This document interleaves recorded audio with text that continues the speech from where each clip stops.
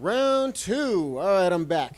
Welcome to Ralph's Pound for Pound Breakdown, where I break down Floyd Mayweather versus Conor McGregor for the fight of the year, second fight of the year. The first fight was Jon Jones, Daniel Cormier. That just got shit on today with the news that we got of him popping drug tests. By him, I mean Jon Jones. Also, you got, what do you got here? You got this dude, I've been talking about it for my previous podcast, is that Pauly Malinagi, this motherfucker confronts Conor McGregor outside of the medium scrum today. The dude is just, he's a little fucking chihuahua just nipping at the fucking heels. I need to have a shot. I need to have somebody recognize me. Somebody remember me. Nobody knows who the fuck you are, Pauly. Nobody cares who the fuck you are. Yeah, you've won belts, but guess what? It's boxing, and you're small, and you're a faggot, and you suck. Fucking hate you.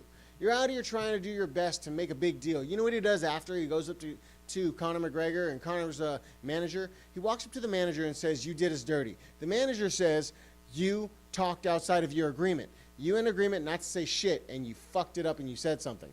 Pauly says, "Oh, well, you put a picture out there, and then the media comes after me, and I have to talk." No, wrong. That's why it's called a non-disclosure agreement. You're not supposed to talk about shit. If I'm a media guy and I walk up to you and say, "Oh, there's a picture of Conor with his hands behind his back and you standing there in front of him," all you're supposed to say is, "Yeah, the dude put his hand behind his back."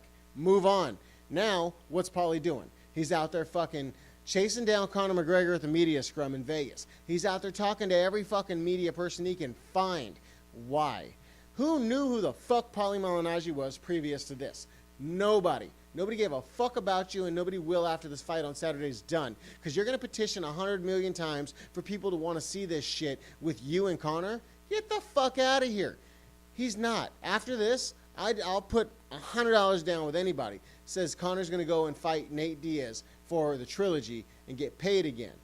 Or he's going to go defend the 155 belt. Or he's going to do something with somebody who's more goddamn relevant than Pauly Malinagi.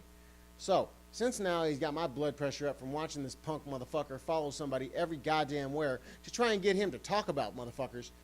What? I mean, nobody cares about this dude. Why am I talking about it? Because I'm sick and tired of hearing about this dude. He walks up to the manager, Conor's manager, and Conor's manager looks at him and says, "You talked." And Conor walks up to him. He touches on my shoulder. He says, calm down. What do you got to say?" And he goes, "You got your ass whooped. That's all there is to it. Move on. You got your ass whooped." And that's all you can say to Pauly. Because guess what? They're going to release the whole video after this fight's over. I fucking guarantee there's the 12-round video you're going to see. Pauly's out there telling everybody, "Oh, they edited it. They cutted it." No, they didn't cut the fucking video. There's different angles, dude. They might have cut it. How the fuck do I know? I'm ranting. But nobody gives a fuck. We all know that Pauly would get served by Conor. And that's just going to be the way it has to be. Now, Pauly, you're not going to make any money off of this motherfucker. You need to just move on. You know what I'm not looking forward to? I'm not looking forward to Showtime Boxing, where Pauly sits here and talks mad shit about Conor the whole fucking time, because Showtime decided not to have any MMA commentators. No Brendan Schwab commentating on ringside. You're not going to have fucking Brian Stan, no Joe Rogan, no nothing. You're going to have the old school, tired-ass, boring, old motherfuckers on the side of the boxing ring talking about, he's moving this way, he's unorthodox, he's that. No, nobody gives a fuck about it. That's why your sport's dying. That's why boxing, the only thing good about it anymore is that the people who love boxing are good strikers. And granted, boxing's a great thing, but it's not a great thing when you have all these people out there who are diehard boxing fans who don't validate the fact that you have a two-time champion coming in who's won all of his fights by strikes. All of them. He's knocked out dudes who've had 10-year runs, who are champions. He's knocked out guys in many facets of mixed martial arts. And for any boxing fan out there to talk shit and say, "Oh, well, he's an MMA guy, so he doesn't know how to box."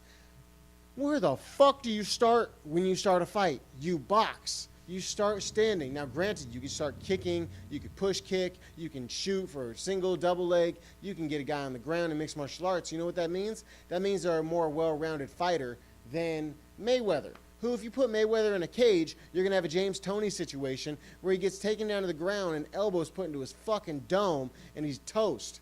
Okay? So, I've ranted on now to the point where I don't even know what the fuck I was talking about, other than I'm so sick and tired of fucking Pauly Malinagi. That dude can eat a whole bag of dicks. So, let's look forward to what's happening now. I'm going to go ahead and say that I am a Conor fan now. I never was before. He's won me over, mainly because he's fucked up my fantasy so many goddamn times, UFC fantasy picks, which I post onto Ralph's Pound for Pound Breakdown on Instagram. Also, he came from nothing, dude. He's a dude who came from government assistance. Anybody who knows what government assistance is where you get a little bit of money and you fucking hope that you can make it the next week. That dude had a girl next to him who backed him up. She worked, supported him too. And then when he made millions and became somebody, that dude, he stood by her. That's a good guy. That dude, and he looks after his family. He's doing this for his family. So, I'm a fan of him. Now, Mayweather, I don't like the way he fights. He's a good guy, though. He's a very family-oriented person. He's definitely a very defensive boxer. And he's also, he does family things, too. A lot of the people judge these guys on their fighting and how they act before the ring. But honestly, I like Mayweather as a person with his family. Mayweather, he owns a strip club. Granted, for whatever I would own a strip club. Who the fuck wouldn't? He's got a stable of bitches. Literally, a stable of them. Like, he feeds these horse-faced bitches food every day.